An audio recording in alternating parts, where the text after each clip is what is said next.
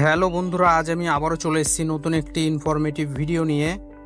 আজকের ভিডিওতে আমি আলোচনা করব একজন ব্যক্তি তার আইডি ব্যবহার করে কতগুলো সিম কার্ড তুলতে পারবে এবং সিম কার্ড সংক্রান্ত আরও বেশ কিছু তথ্য নিয়ে আজকের ভিডিওতে আমি আলোচনা করব। এই জন্য ভিডিওটিকে কোনো রকম স্কিপ করবেন না।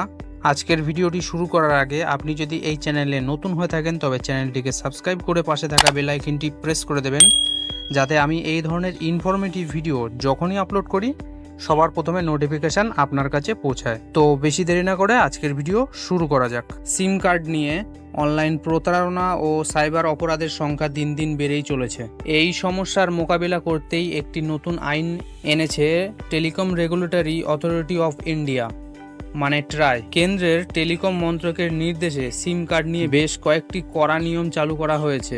ভুয়ো সিম কার্ড কমাতে সিম রেজিস্ট্রেশনের সংখ্যা বেঁধে দিয়েছে কেন্দ্র। এর মানে কয়টি সিম রাখতে পারবে একটি ব্যক্তি? একটি নামে 9টির বেশি সিম কার্ড রাখা যাবে না। এখানে একটি নাম বলতে একটি আধার কার্ডকে বোঝানো হয়েছে, অর্থাৎ একটি ইউনিক আইডির ভিত্তিতে 9টি সিম কার্ড থাকবে। এর বেশি সিম রেজিস্টার হলে উপযুক্ত ব্যবস্থা নেওয়া হবে বলে জানিয়েছে টেলিকম মন্ত্রক। 2023 সালের শুরুর দিকে পাঞ্জাব পুলিশ প্রায় 2 লাখ সিম কার্ড ব্লক করে দেয়। এই সিমগুলির প্রতিটিই ছিল ভুয়ো ও অন্যের নামে খোলা। শুধু তাই নয়, সিমগুলি প্রতারণা সহ নানা অপরাধমূলক কাজে ব্যবহার করা হতো। এছাড়াও পুলিশ 67,000 সিমের হদিশ পায়, যেগুলি কোনো রেজিস্ট্রেশন ছাড়াই সিম ডিলাররা বিক্রি করে দিয়েছেন। এমন বেশ কিছু ঘটনার পরেই নড়েচড়ে বসে প্রশাসন। সিম ডিলারদের রেজিস্ট্রেশন বাধ্যতামূলক করে দেওয়া হয়। এই রেজিস্ট্রেশন বিভিন্ন সংস্থাকেই করতে হবে বলে জানিয়েছে কেন্দ্র। এতে যে কেউ সিম বিক্রির ক্ষমতা পাবে না। ভুয়ো সিম কার্ড কমাতেই এই পদক্ষেপ নেয় টেলিকম মন্ত্রক। এবং সবার শেষে আরেকটি বিষয় আপনার অবশ্যই জেনে রাখা দরকার।